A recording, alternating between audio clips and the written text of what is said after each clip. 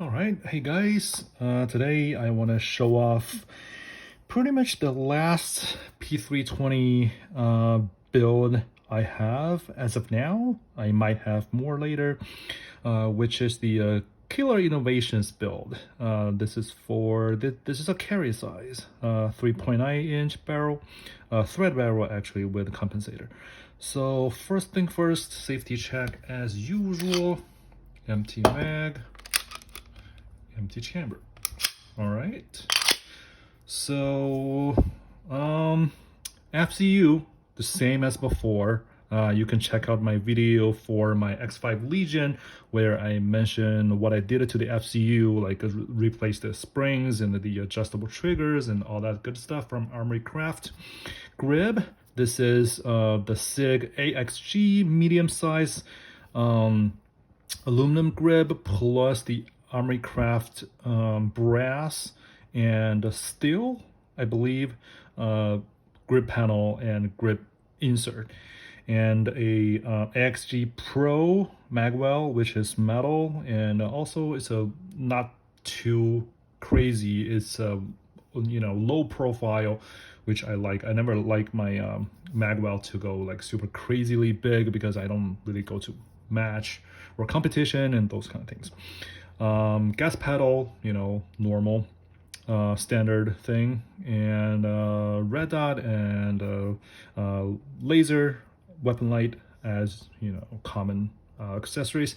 So let's go get into the build itself. So as the name suggests, it's the Killer Innovations build, which means the Killer Innovation velocity slide plus the threaded barrel, a whole package plus the Killer Innovations compensator.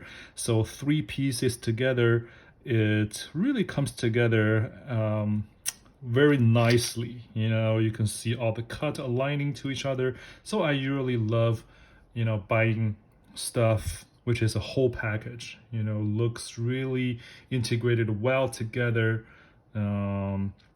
So the reason why I bought it, not only because it's like really cool design, you can see all the lightning cuts, which makes it super easy to rack the slide, but also the functionality. I bought this because I really like the concept of effortless, easy compensator take removal, so that you can properly clean and field strip your pistol without really having to either break the Loctite and have that hassle of taking down the traditional compensator. And for this design, it's really easy to take down, and you can just field strip in the traditional way. You don't have to make the trade-off of, okay, how about I don't really remove the compensator and do the cleaning with the compensator on, with the barrel inside the slide, and all those kind of hassles. So it really works well, although the instruction says, after you tighten both of the set screws on the side, you need to back out a quarter turn. But to me, I really like to tighten it fully down so that it has zero play, and it works really well for me. And reliability wise, the compensator, it has its own way of securing the compensator to the barrel based on this kind of a big nut. Sometimes if I don't screw it properly, it does come loose, honestly. So the reason is, if you just press this button and go all the way down, the clip inside might not be riding right inside the groove. It might be riding on the, what do you call it, riding on the teeth, on the teeth, and then it's actually not very stable, but you have already gone all the way down. So what I like to do is, after I go all the way down, I back out just a little bit so that I feel, okay, now the clip inside is right in between the teeth, right, inside the groove. That will make sure like it's securely fastened and it will not go loose. So that is kind of one trick. And overall, I really like the Killer Innovations, build and how seriously they treat their, quality control and how much they put into the instruction manual. So I'm kind of surprised by their instruction manual is for the slide. They do tell you inside of their instruction manual how to break it in, what are the contact points on the slide and on the barrel to apply gun grease during the break-in period, and when you can stop applying the gun grease and just go with gun oil. I think that is really, really professional. It's way better than any manufacturer that can just give you stuff without really telling you best practices and those kind of things. So I really, really like how they do their business and what they try to tell the customers. So yeah, I follow their instructions and recommendations, and to me, my philosophy of applying gun oil is for all the metal to metal touch, if it slides or rubs on each other, then I apply a little bit of gun grease, and for everywhere else, I just apply gun oil. And so far, it's been working well. And I personally tend to over oil or over grease up my guns. And because I'm not quite worried about the gun getting dirty, because I field strip and clean and re-oil the gun for every single range session. It doesn't matter whether I shoot for whether I shot like 100 rounds or 200 rounds or 500 rounds within. So every range session I come back and clean it. So a little bit over oil is totally fine for me. I don't mind. Let's see what else. Not a whole lot to mention. I mean, this is really solid build. During my previous videos, a guy asked me my opinion between this Killer Innovation build versus the Norsol. So, it's kind of apple to orange, right? If you remove the compensator, right? By the way, the compensator does work.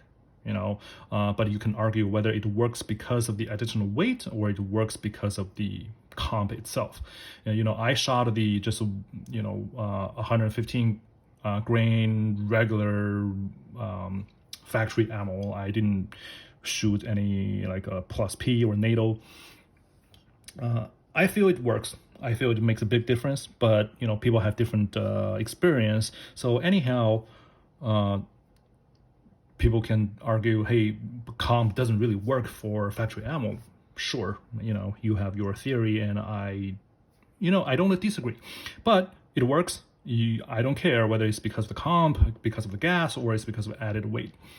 So anyhow, so coming back to the topic, so if you get rid of the factor of the comp, if you try to compare apple to apple, and at the same barrel length, so between Killer Innovations and the Norsol, I can't tell the difference because they both are very solid products. They both are pretty pricey. I think they are on the same category, in terms of price and quality. So it depends on what you want, right? What kind of which build looks more badass and cool to you, and what do you want, right? But if you try to compare the regular Killer Innovations kit with a Norsol ball barrel, I would say that's not apple to apple. But for 9mm factory ammo, does ball barrel make a perceivable difference? Probably not. I bought it just because it's cool. So anyhow, hopefully that answers your question. If you have the money, get both. Why not, right? So anyhow, overall, I'm really digging this pistol. Overall it looks really cool. And if you want the weapon light to be more flush fit, I recommend you to get the Streamlight TLR 10 if you want laser. So that should be longer than TLR 2 and should be able to give you a flush fit. Yeah, so far this pistol, I don't know, it's this build is pretty new. It's probably has gone through less than 500 rounds with me. Yeah, I really like it. So right now my kind of strategy is for all P3s, P320 carry size. I just use the same grip. I'm selling my Icarus SOCOM carry grip, and I just want to keep this AXG one because it can add weight, because I like super heavy guns. And yeah, and it's easy for me because I don't need to remove and reinstall my FCU anymore. I can just pretty much keep the same lower. Of course, one caveat is the laser. As you swap the upper, your laser would not stay zero for that barrel and slide anymore. But it's okay. So yeah, that's pretty much what I want to share with you. And what a gun. Thank you for watching. See you next time.